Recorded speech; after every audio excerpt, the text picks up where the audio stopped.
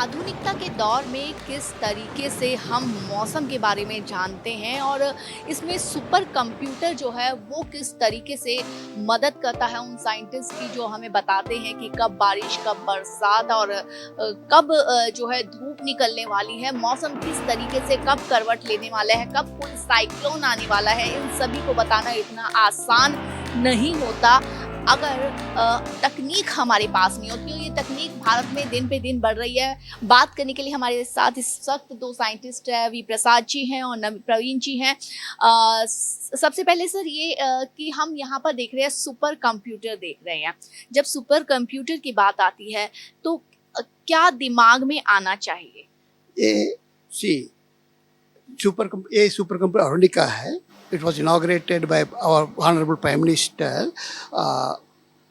and एक computer है India में, one of the fastest computer, and one we have at an Arunika here and CMW, another one was in IITM, that is called Arca.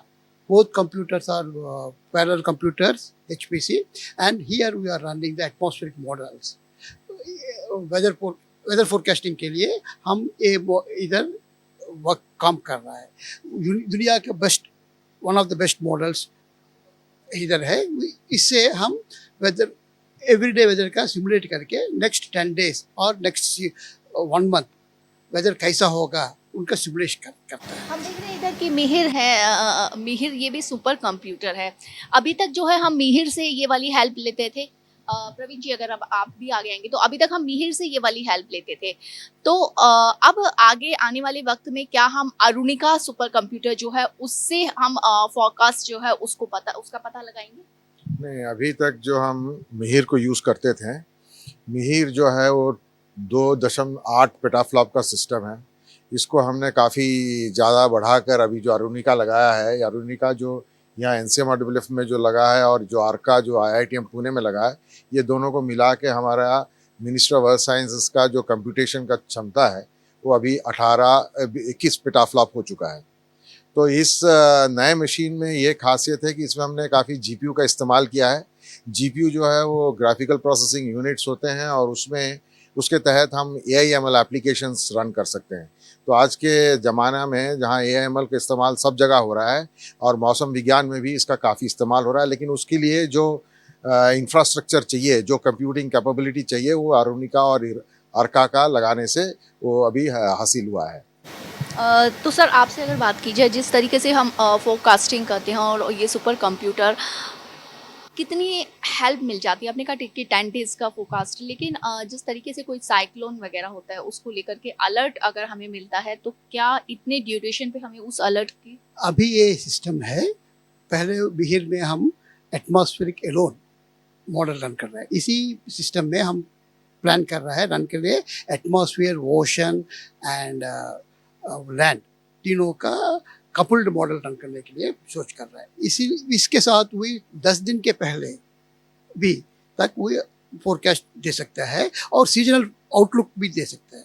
और हमारा वह extended range forecast है, वो 1 महीने तक फोरकास्ट देता है और मीडियम रेंज में 10 दिन तक है. हमारे पास वेरियस मॉडल्स है. रीजनल मॉडल्स है, वो हाई रेजोल्यूशन मॉडल्स 4 किलोमीटर है, वो 3 दिन के लिए, और ग्लोबल मॉडल्स है वो 10 दिन के लिए है. और कपल्ड मॉडल आज तक है मॉडल है, वो कपल्ड मॉडल है 35 किलोमीटर 65 किलोमीटर है, वो 1 महीने तक फोरकास्ट दे रहा है. So various models we are using for that one. And we have very high resolution model है फॉग के लिए. ये हमारा दिल्ली वो चैलेंजिंग है, वो बहुत चैलेंज है. वो सिटी दिल्ली मॉडल है, दिल्ली सिटी अर्बन मॉडल कर रहा है. इसका रेजोल्यूशन 330 मीटर्स है. इससे साथ हम एयरपोर्ट के लिए और दिल्ली सिटी के लिए हाई रेजोल्यूशन फोरकास्ट भी दे रहा है. वो सबसे वो 1 दिन के लिए वो मॉडल यूज कर सकते हैं. इसके साथ हमारा है HRR, high resolution rapid refresh models है, वो देने के लिए नो कास्टिंग के लिए वो मॉडल यूज कर रहे हैं. नो कास्टिंग मतलब अभी क्या हो रहा है, नेक्स्ट 3 आवर्स में क्या हो रहा है, इसके लिए नेक्स्ट 3 में क्या हो रहा है, इसके लिए वो नो कास्ट मॉडल. इसी for nowcasting models we require mostly we are depending upon the radars. So इसीलिए in mission motion already many data networks are India में है, IMD में है. इसको we are increasing, government is increasing these radars up to 100 by under new initiative that our government took under Mosam mission Mosam. About 100 radars we are going to establish that one. These radars will help us to nowcasting. So we have the models for the various thing. Nowcasting city model के लिए 330 meters and regional models के लिए 4 kilometers that up to 72 hours, like that various models we have. Praveen जी, वैसे तो हम देख रहे हैं कि हमें दिखाई दे रहा है बाहर इस तरीके के बना हुआ, लेकिन सुपर कंप्यूटर ये किस तरीके से आप इसको सेटिंग करते हैं, किस तरीके से सॉफ्टवेयर में जो है फीड होता है, और किस तरीके से वेदर का हमें पहले ही जो भविष्यवाणी है वो मिल जाती है, हम ये जानना है। देखिए, जो ये सुपर कंप्यूटर है, आप इसको एक आम आदमी के नज़रिया से अगर देखेंगे तो आप अगर 1 लाख लैपटॉप को अगर इकट्ठा रखेंगे तो एक बड़ा काम को छोटा छोटा विभागों में बांट कर उसको काम करवाने के लिए हम पैरेलल प्रोसेसिंग कहते हैं। और सुपर कंप्यूटर और जो आम कंप्यूटर में फ़र्क यही है कि इसमें हज़ारों प्रोसेसर्स लगे हुए हैं स्विच के जरिए, और ये हज़ारों प्रोसेसर एक बड़ा काम को छोटा छोटा काम में बांट करके कर रहे हैं, तो उसी को हम पैरेलल प्रोसेसिंग कहते हैं।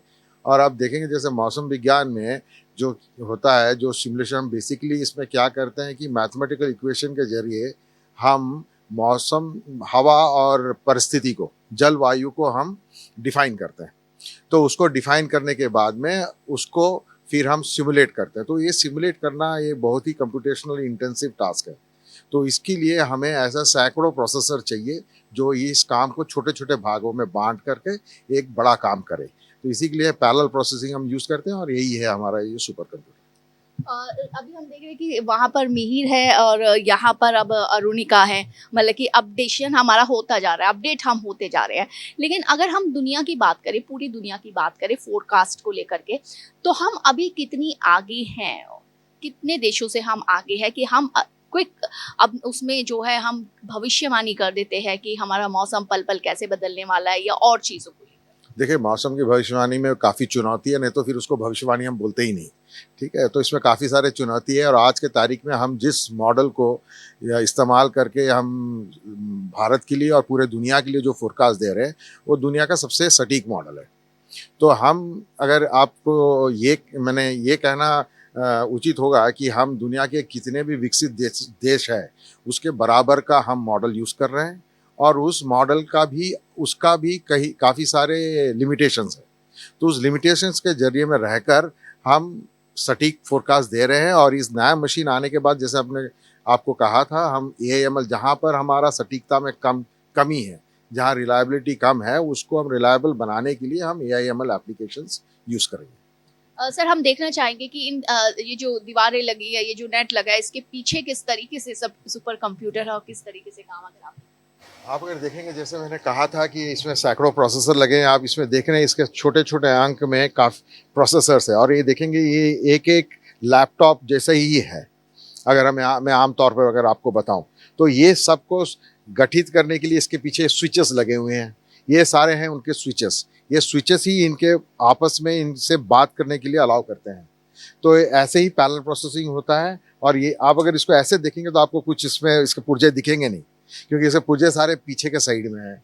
और इस मशीन का ये खासियत ये है कि इसमें जो पानी, इसको ठंड, एक्चुअली इतने सारे कंप्यूटर को लगाने के बाद में उसका जो हीट डिसिपेशन है वो एक चैलेंजिंग चीज़ है, टेम्परेचर मेंटेन करना। तो इसका टेम्परेचर मेंटेन करने के लिए क्या करते हैं, इस बोर्ड के अंदर पानी जाती है, और इसके अंदर में ऐसा सीलिंग यूज़ किया है कि वो पानी कहीं बिखरता नहीं है, और वो पानी ही इसका हीट लेके वापस जाती है।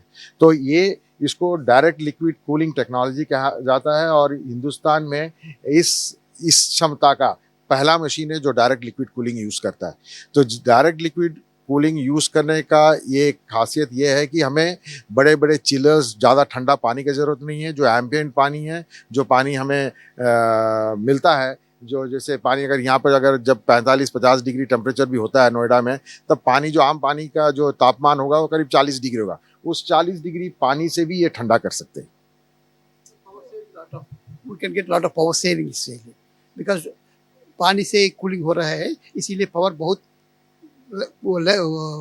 कम एनर्जी सेविंग भी एनर्जी सेविंग बहुत होता है। एंड साइज भी देख लो उधर, द साइज कंप्यूटिंग पावर बहुत ज़्यादा है, but because of the new technology the size of the computer also became. जब हम आत्मनिर्भरता की बात प्रधानमंत्री नरेंद्र मोदी करते हैं तो इस मामले में हम कितने आत्मनिर्भर हैं? हम इस मामले में पूरे आत्मनिर्भर हैं। हम जो मॉडल यूज़ करते हैं उसका मॉडल का सारे डेवलपमेंट यहाँ हिंदुस्तान में ही हो रहा है। और इसका जो ऐसा आप देखेंगे कि पूरे दुनिया में काफ़ी, मैंने बहुत कम देश है जिनके पास में एंड टू एंड ऐसा फोरकास्टिंग सिस्टम है। तो इस मामले में भारत काफ़ी आत्मनिर्भर है। और ये आत्मनिर्भरता, अब देखिए जब हम कहते हैं आत्मनिर्भरता, तो हर ये एक जो न्यूमेरिकल वेदर फोरकास्टिंग सिस्टम में देखिए, इसमें डेटा ज़रूरत होता है, एचपीसी ज़रूरत होता है, इसमें ऑब्जर्विंग सिस्टम्स ज़रूरत होते हैं, इसमें न्यूमेरिकल मॉडल्स ज़रूरत होते हैं। तो हम इस सारे चीज़ों में हम आत्मनिर्भर हैं और हम सारे काम यहीं पर होता है। ये साइंस जो फेस्टिवल अभी चल रहा है इसको लेकर के अब जो स्टूडेंट्स आ रहे हैं जो इस तरफ मोटिवेट हो रहे हैं, क्या आपको लगता है कि क्योंकि अब बहुत हाई टेक्नोलॉजी है, सबको स्टूडेंट्स भी चाहते हैं हाई टेक्नोलॉजी हम सीखे, तो कितनी इंस्पिरेशन उनको? नहीं, ये एनडब्ल्यूपी मॉडलिंग है, ये मल्टी स्केल टैलेंट रिक्वायर्ड होता है। इसमें कंप्यूटर का नॉलेज जो होता है रिक्वायर है, और मैथमेटिक्स का नॉलेज रिक्वायर है, साइंस का नॉलेज रिक्वायर होता है। इसको एक्सपोज करके बहुत स्टूडेंट्स आ रहे हैं, लोकल स्टूडेंट्स, इंजीनियरिंग स्टूडेंट्स आ रहे हैं कंप्यूटर देखने के लिए, और कंप्यूटर से इंस्पायर हो रहा है वेदर में कैसा AML इस्तेमाल हो रहा है, और कैसा वो फिजिक्स का कितना मॉडलिंग चलता है, और कोडिंग का क्या होता है, and various technology, newest computer technology is available. तो इसके इंस्पायर करके ये फील्ड में कैसे काम कर सकता है, कैसे वो अभी we are calling STEM, science, technology, engineering and mathematics, इनका इस्तेमाल करने के लिए गवर्नमेंट एनकरेज कर रहा है। ये सबका बहुत मेन मोटिव है वो साइंस स्टूडेंट्स को इसी फील्ड्स में अटैच करने के लिए। ऑल द फील्ड्स, ये एनडब्ल्यूपी फील्ड में और एनसीएमएल काम कर रहा है, all the field they can work in the contribute कर सकता है। तो जब हम आत्मनिर्भरता की बात करते हैं कि देश आत्मनिर्भर कितना हुआ और उसमें मौसम की बात करते हैं, तो हमें ये भी पता होना चाहिए कि मौसम कितनी जल्दी रंग बदल रहा है और किस तरीके से बदल रहा है, उसको लेकर के भविष्यवाणी कितनी सही है, ये पूरा निर्भर करता है। और आज हम उस तकनीक में इतनी आगे बढ़ चुके हैं, सुपर कंप्यूटर में लगातार अपडेशन हो रही है, और ये अरुणिमा जो है उसी का एक जीता जागता उदाहरण है। फोरकास्ट को लेकर के, यानी कि मौसम को लेकर के अभी तक जो भी भविष्यवाणी मैट डिपार्टमेंट करता है, मौसम विभाग वो भविष्यवाणी इसी सुपर कंप्यूटर से कर सकता है जिसका नाम है मिहिर। आप देख सकते हैं ये सुपर कंप्यूटर है और पूरा एरिया जो है इसने कवर किया हुआ है। ये कैसे काम कर रहा है अभी फिलहाल, और अगर इसको कैसे मेंटेन किया जाता है, या फिर अगर इसमें कहीं सॉफ्टवेयर में या किसी तरह की कोई प्रॉब्लम आती है तो मैट डिपार्टमेंट क्या करता है, मौसम विभाग के लिए तब कैसी चुनौती होती है, इन सभी मुद्दों पर बात करने के लिए, इन सभी जानकारी को देने के लिए हमारे पास साथ जो हैं अखिलेश मिश्रा जी हैं। अखिलेश जी, सबसे पहले तो ये हम देख रहे हैं कि हमने देखा अरुणिमा भी अपडेशन है वो, अभी ये मिहिर जो है वो किस तरीके से काम कर रहा है? देखिए, अभी पिछले 2018 में मिहिर को खरीदा गया था। मिहिर के साथ एक और कंप्यूटर सिस्टम खरीदा गया था जो पुणे में इंस्टॉल हुआ है। जैसे अभी प्रधानमंत्री जी ने जो इनॉग्रेशन किया है, अर्का और अरुणिका नाम के 2 सुपर कंप्यूटर हैं। अरुणिका यहाँ पे इंस्टॉल हुआ है, अर्का पुणे में है। सो कोई भी अनफॉर्सीन सर्कमस्टेंसेस, कुछ अनहोनी घटना की स्थिति में अगर किसी वजह से हमें यहाँ फोरकास्ट नहीं जनरेट कर पाते हैं, तो पुणे में एक सब्स्टिट्यूट सिस्टम है, इसको ट्विन कह सकते हैं, सेम ऑपरेटिंग सिस्टम होगा, वहाँ पे फोरकास्ट जनरेट होती है। अभी जो आज की स्थिति में है, कुछ जॉब्स, कुछ रन जो है उस मशीन में शुरू हो गए हैं। अभी ऑपरेशनल जितनी भी फोरकास्ट हो रही है, भारत मौसम विभाग को जा रही है, वो सब इसी कंप्यूटर पे हो रही है और मिहिर कंप्यूटर पर रही है। 2018 में इसको खरीदा गया। 2.8 पेटाफ्लॉप इसकी कैपेसिटी है। इसकी 3 गुनी फास्ट वो है, लगभग 5 पेटाफ्लॉप के आसपास है। ओवरऑल जो मिनिस्ट्री की, मंत्रालय की जो कंप्यूटिंग फैसिलिटी है, लगभग 22 पेटाफ्लॉप की हो गई है। तो धीरे धीरे हम उम्मीद कर रहे हैं कि एक बार सारी ऑपरेशनल जॉब इधर हो जाएगी, नए वाले कंप्यूटर में शिफ्ट हो जाएगी, उसके पश्चात हम इस पर कुछ रिसर्च कंटिन्यू करेंगे। रिसर्च भी किया हाँ जाएगा। तो ये हम दिखा देते हैं, ये कुछ बच्चे हैं, यहाँ पर साइंस फेस्टिवल भी चल रहा है, यहाँ पर ये इस सुपर कंप्यूटर को देखने आए हैं। थोड़ी बात करते हैं इन बच्चों से, फिर आपके पास वापस लौटते हैं। आप सबने यहाँ क्या इस सुपर कंप्यूटर को जो है किस तरीके से, मेरे को बहुत एक्साइटिंग लगा। आई फील लाइक मैं एक बहुत बड़े कंप्यूटर के अंदर ही हूँ, मैं अलग अलग चीज़ों को जान सकती हूँ। उन्होंने इतना डिटेल में बताया, अलग अलग स्टोरेज वगैरह, इनके बीच में relations. I feel very excited about it.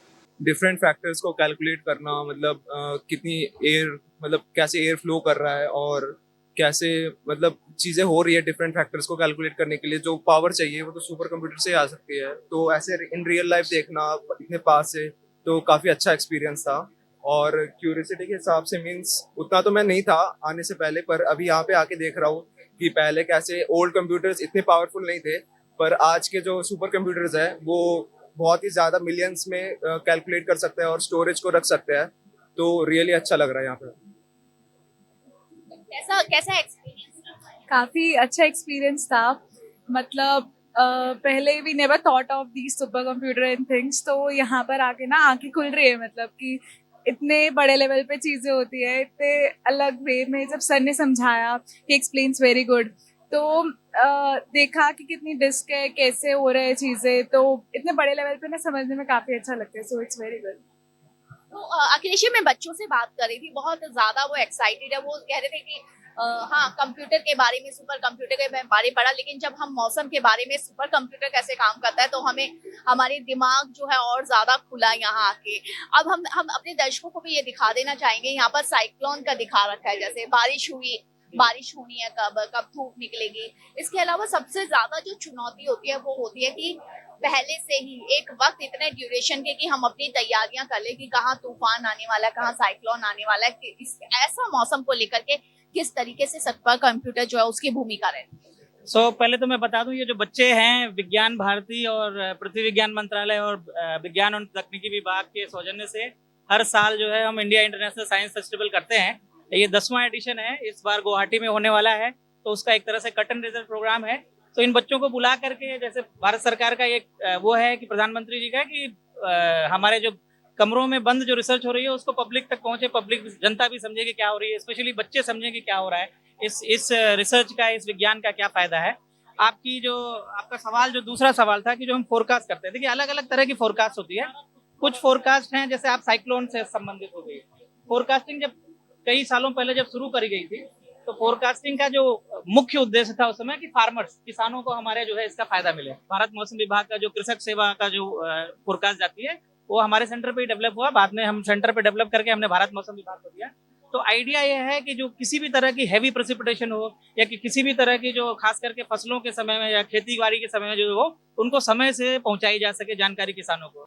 आजकल प्रदूषण को लेकर के बहुत ज्यादा राजनीति भी हो रही है और बातें भी हो रही है कि बहुत ज्यादा प्रदूषण हो गया, खासतौर से दिवाली के बाद। वो AQI लेवल जो होता है वो यहीं से भेजा जाता है। मैडम, AQI के लिए basically ministry of environment forest उनको वो नॉर्मली मेजर करते हैं, इंस्ट्रूमेंट वगैरह इंस्टॉल करना उनका काम है। मैं आपको मतलब व्यक्तिगत रूप से बोल सकता हूँ कि करीब 20 साल पहले हम लोग IIT में ही पढ़ते थे। उस टाइम में, उस समय भी स्थिति इतनी ही खराब थी, एयर क्वालिटी शायद इससे भी बेहतर खराब रही होगी, मुझे जहाँ तक याद पड़ रहा है। Red line, blue line buses चलती थी, वो डीजल और पेट्रोल सब चलता था। आजकल CNG चलने लगी है। आज मेजर ज़्यादा हो रहा है, आज ज़्यादा मेजर कर रहे हैं आप। तो मेजर करने से क्या होता है ना कि मीडिया के पास जो है आप ही उसका, आपको भी दोष जाता है, उसको मैं बोलना नहीं चाहिए। कभी इतनी गाड़ियां सड़कों पर नहीं दौड़ती थी, आज गाड़ियां ज्यादा बढ़ गई हैं। गाड़ियां बिल्कुल बढ़ गई हैं, मैं आपका मानता हूँ। बहुत सारे चेंजेस आए हैं, क्रॉप पैटर्न में चेंज आया है, सीजन थोड़ा शिफ्ट हो रहे हैं, ये भी पाया गया है। दूसरा, पहले जो खेती होती थी, आज से 50 साल पहले जो पंजाब हरियाणा में जो खेतियां होती थी, वो नॉर्मली अलग अलग किसान करते थे। अभी क्या है, मशीनों से खेती होती है, तो मशीनों से जो बालियां काट ली जाती हैं, पूरी जो डंठल रहती है, जिसको लेकर के अब हंगामा वो जलाने का पहले पर वो था नहीं, अब वो जलने लगा है, वो एक रीजन हो गया है। दूसरा, आप अगर कुछ स्टडीज हुई हैं जिसमें पाया गया है कि जो मौसम जो जून जुलाई अगस्त में जो हवाएं चलती हैं वो दक्षिण पश्चिम होती है। मतलब आप देखिए, बिहार बंगाल से पंजाब की तरफ हवा बहती है। होता क्या है, सितंबर के महीने में वो हवाएं उल्टी हो जाती हैं, उधर से पश्चिम से पूरब की तरफ बहने लगती हैं। मजेदार बात यह है कि पिछले कई सालों में खेती इतना डिले हो गई है कि जब तक वो हवाएं पलटती हैं उसके पहले जला लिया जाता था। लोग जलाते भी थे तो पहले जला लेते थे तो हवा उधर पाकिस्तान की तरफ चली जाती थी, अफगानिस्तान की तरफ चली जाती थी। अब क्या हो रहा है, इतना लेट क्रॉप का जो सोइंग और वो क्रॉप का जो मेच्योर हो रहा है कि जब वो जलाते हैं तब तक हवाओं का रुख उल्टा हो जाता है, तो सारा धुआं भी आता है। हालांकि उसका कंट्रीब्यूशन बहुत कम है, ज्यादा दिल्ली में ज्यादा कंट्रीब्यूशन लोकल है, जहां तक रिसर्च अभी तक की जो आई है, क्योंकि उसमें क्या होता है कि जो दिल्ली की जो मेट्रोलॉजी है, दिल्ली एक बाउल की तरह है, आप ध्यान दीजिए, एक कटोरे की तरह है। और इस मौसम में क्या होता है कि जो हवाएं एकदम धीमी हो जाती है, तो जो भी आप जनरेट करेंगे, आप धुआं आप देखिएगा तो वहीं रह जाता है। अक्सर सर्दियों में ये प्रॉब्लम हो जाती है, लेकिन आप दिल्ली में तो ठीक है पॉल्यूशन से जूझ रहे हैं, लेकिन आपने यहाँ का वातावरण बहुत अच्छा किया। यहाँ के लिए देखिए आप दो एयर फिल्ट्रेशन सिस्टम है, क्योंकि मशीनों को चलाने के लिए अगर एयर क्वालिटी खराब रहेगी तो obviously these machines will have certain working threshold की इतने टेम्परेचर इतने AQI पे चल सकती हैं, तो इनको चलाना पड़ता है ताकि इस रूम की जो एयर क्वालिटी ठीक रहे, उससे मशीन के ऊपर लोड नहीं पड़ता है, मशीनों की लाइफ थोड़ा बढ़ जाती है। तो दिस इज अ नेसेसिटी जो हम बेसिकली फॉलो करते हैं, कोशिश करते हैं सर। तो मिहिर को हमने दिखाया कि मिहिर नाम छोटा है लेकिन काम इतना बड़ा है, क्योंकि सुपर कंप्यूटर है।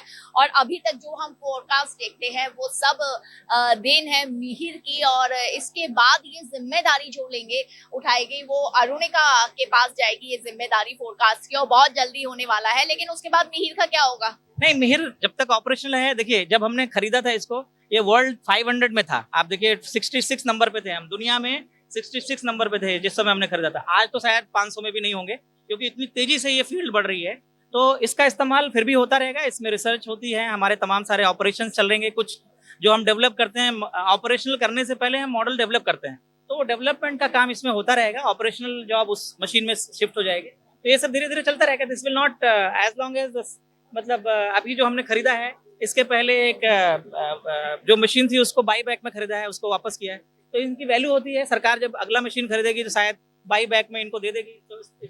तो कुल मिलाकर के कहा जाए कि आने वाले दिनों में हम अभी तक जो फोरकास्ट मिहिर से ले रहे थे वो अब हमें अरुणिका से मिलेगी, और बहुत जल्दी मिलेगी। और उसके बाद हो सकता है कि हम मौसम को लेकर के जो है कुछ और, जो मौसम विभाग है वो कुछ और चमत्कारी चीजें और भविष्यवाणी करे। और जो मौसम को लेकर के हमें कहीं अभी भी नहीं पता चलता, कुछ जगह ऐसी है कि वहां मौसम को लेकर के अभी जो थोड़ी बहुत कमी रह जाती है उसमें भी करेक्शन आए, क्योंकि टेक्नोलॉजी का जमाना है, और टेक्नोलॉजी में सुपर कंप्यूटर अपनी सुपर पावर जो है वो लगातार दिखा रहा है। और उसी सुपर पावर के चलते भारत अब मौसम के बारे में भविष्यवाणी करने में विकसित देशों के ज्यादातर देखा जाए तो बराबर खड़ा है। भारत एक्सप्रेस के लिए कैमरामैन हुकुम सिंह के साथ कोमल शर्मा।